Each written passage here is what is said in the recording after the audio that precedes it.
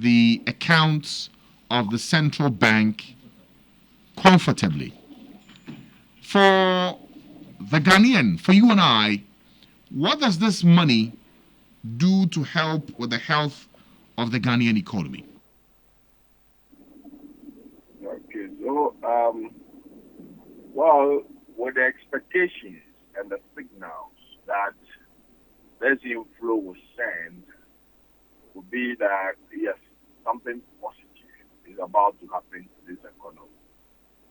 At least we are about to increase our dollar buffer for about 360 million, and therefore you must have confidence in the exchange rate. Let me put it that way, because government will have enough dollar to meet the demand on the market.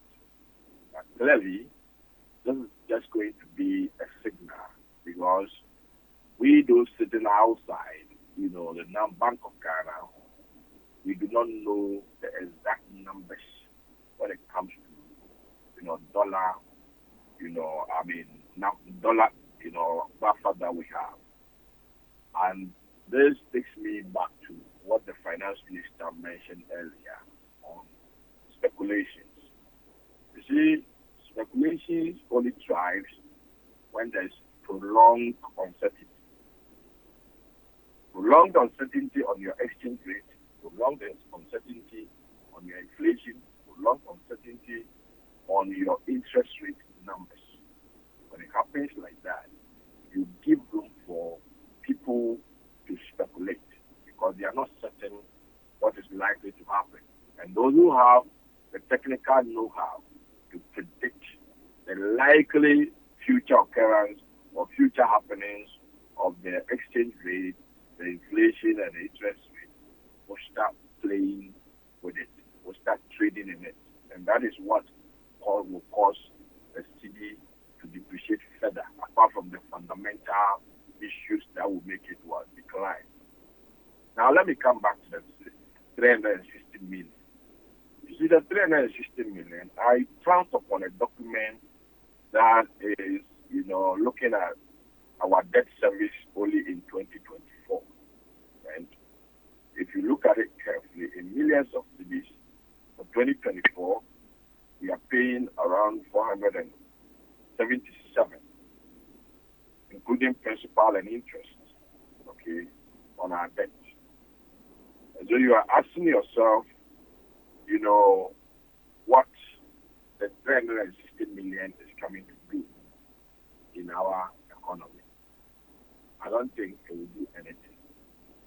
And I've always been talking about IMF money not being money to solve economic problems. Let's relate the 3 billion that we're going to get from IMF, right, for 3 years, which I'm assuming every year we are getting $1 billion, dollars from IMF. And it's a loan. It's a loan that we may have to pay. So it adds on to our debt accumulations. But having a cocoa sector, which the last time I remember, that we're able to borrow 2 billion Ghana cedis a year from, the cocoa syndicated loan. And we're able to pay. The next year we went for another loan and we're able to pay. So let's assume that if you're able to increase your cocoa, production, you should be able to bring in $2 billion every year. So for 3 years, you are bringing in $3 billion. But what have we done to the cocoa sector? To the extent that this year, if you go to Bloomberg's website, they tell you that Ghana was not able to deliver cocoa beans to the market. Should we get to that level where our assets that is supposed to bring in inflows, dollar inflows, we've deteriorated it to this level, and we are hoping for an IMF money, we are hoping for World Bank money, we are hoping for other external ancillary support that we're getting from this IMF program to reorient this economy. I don't think so. Now, if you take this economy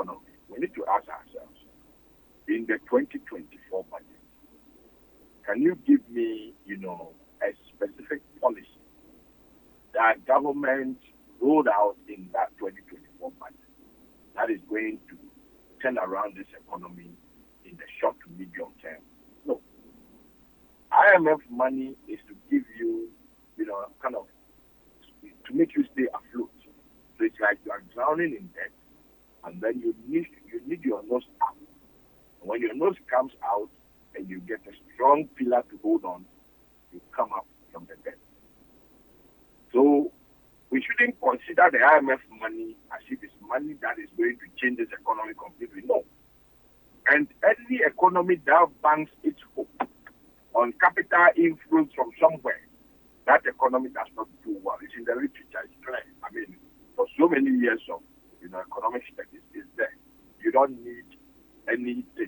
You must produce. Even in our own local economy, in your own household, if you produce, it's better for you than to take a bank loan. I remember those days when my father would go for a loan. When he goes for a loan, that is when you see my father in a sober moment. You see him reflecting on how he's going to use the money and generate to pay back the loan with interest on it. But we seem to be happy when we are expecting loans. I don't think that is, a way of managing or changing the economy. No, I don't think so. Unless you have moral hazard not to pay the loan. But you cannot continue to behave that way. If there's a moral hazard, because of course when you bring the loan into your bosom, you have control over the money. And you see, that is why we're so happy with Eurobond money. Because the investor or the lender is sitting far away. And most of they are well diversified. And so when we are going to borrow, we seem to be happy.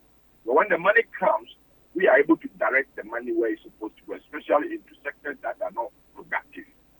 So we allocate the monies politically instead of economically. So we end up moving monies into where they're not supposed to be, stashing monies into places where they're not supposed to be, being unproductive in the economy. We think we are getting ourselves rich individually, but then the country suffers. So in the long run, the money that you stash in your homes will come and face price increase on the market. So you realize that the money you've kept is nothing to write about. So effectively, I mean, the 360 million, Francis, I don't think it's coming to do anything in the economy yet. But I also do recall that when the signals came towards the tranche disbursement, there were other ancillary grants that also come as a result. We're told that the entire package is about north of $2 billion that are expected from the multilaterals and from our donors as well. Does that help out relative to the stability of our currency, or you still think that our currency will still remain fragile till the end of the year?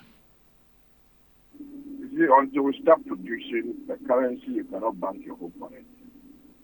The government has not started servicing it.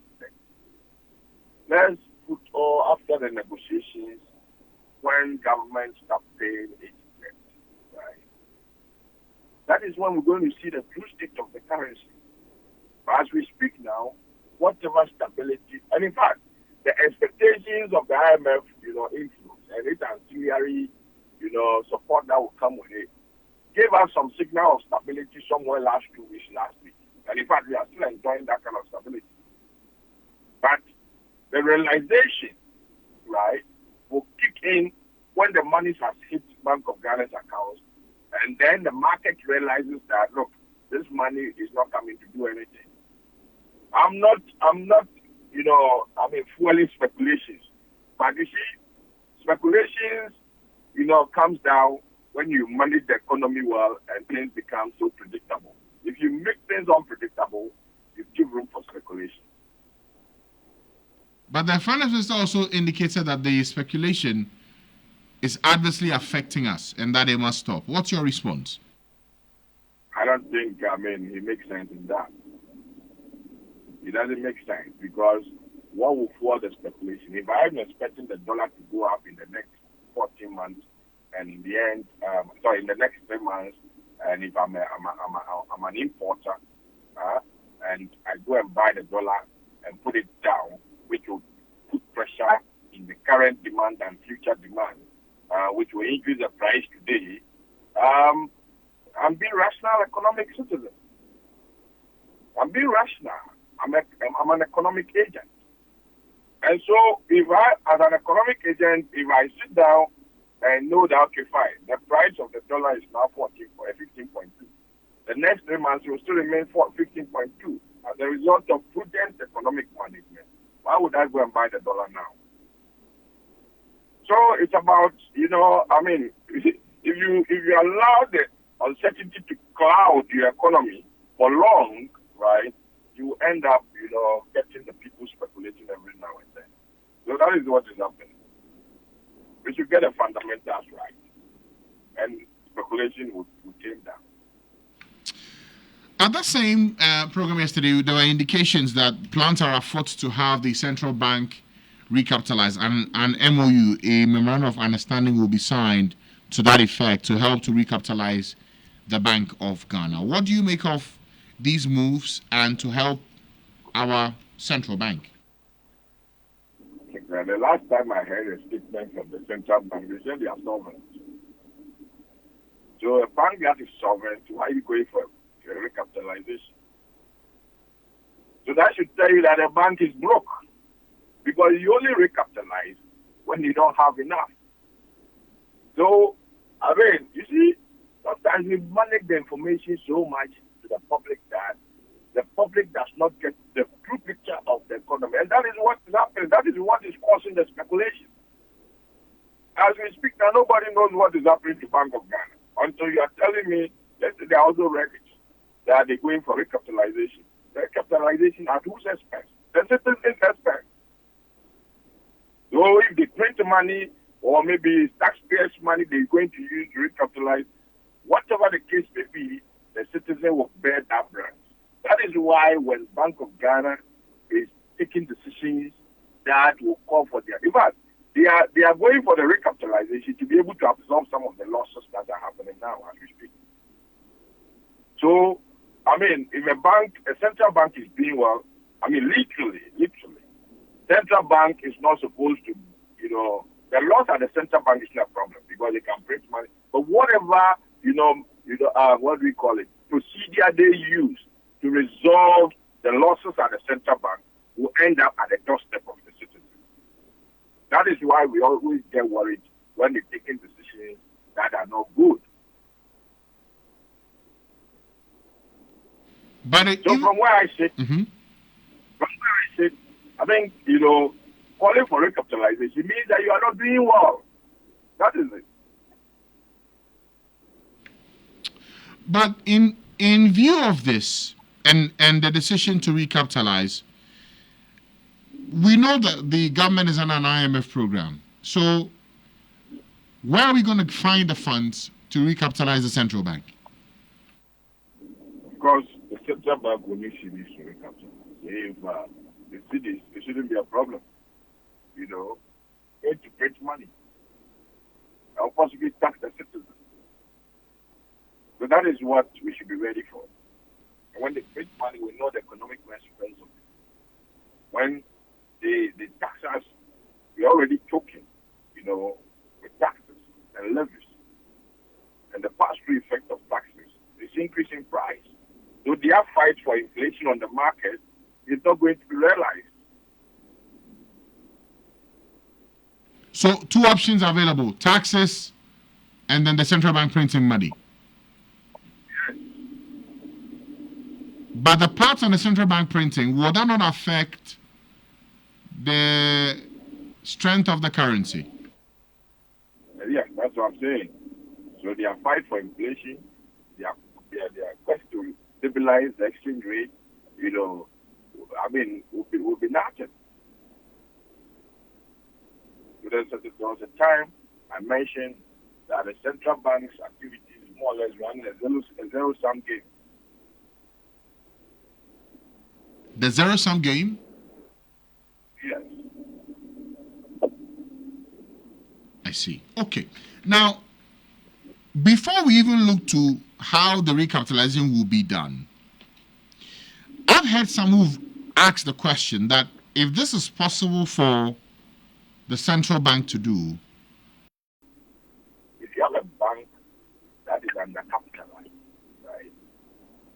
and you think you need to rescue the situation. You think you made attempt in rescuing the bank, and some diversions came in, so the banks were still, insolvent. What do? You don't go in and raid and soup about 5 banks and put them together as one bank. CBG I'm talking about. You see, they are struggling financially.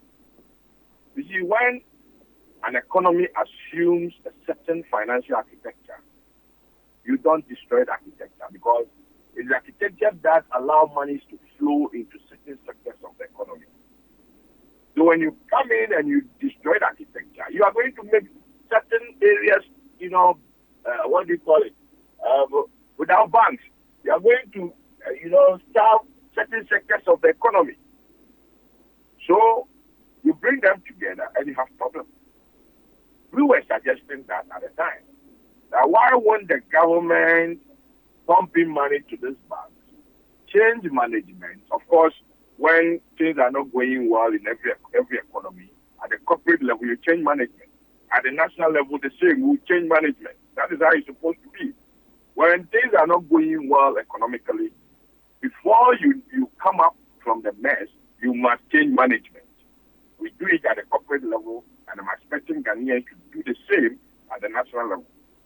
So, if you change the top, still employees are still active, going about their job every now and then, because the bank coming to that level of existence is playing a social role, is playing economic role, is putting money in people's pockets. People are getting good education for their kids, putting food on the table for their families here and there, by extending to their families and all those.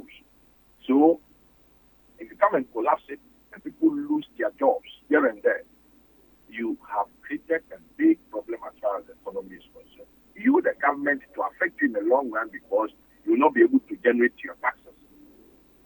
Employee tax will go down. So at the end of the day, why won't you change the top? When you change the top, the bottom structure is still active, going about business here and there. They won't even know. Some of them won't even know that the top has changed. The government will take over. Later, when the economy picks up, you can relay that aspect of the business to the private sector. If you want to get foreigners to come and invest, you bring them in. You still want to hold some, key investment locally in terms of, percentage of local concentration in the banking sector. You do it.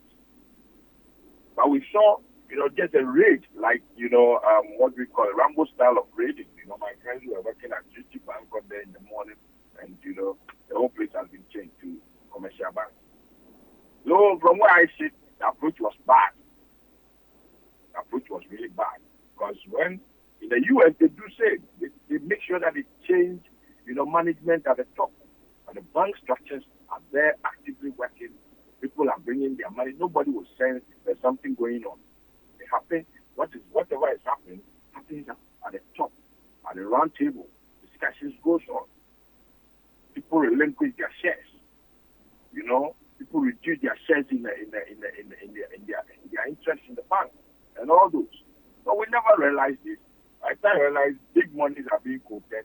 We're going to, clean up, and the cleanup cost us 21 billion Ghana cedis. This money could have been diverted into other things. So from where I sit, this economy cannot continue to rely on expectations of inflows from IMF, inflows from World Bank, inflows from African Development Bank, inflows from Eurobond market and all those. The economy must produce.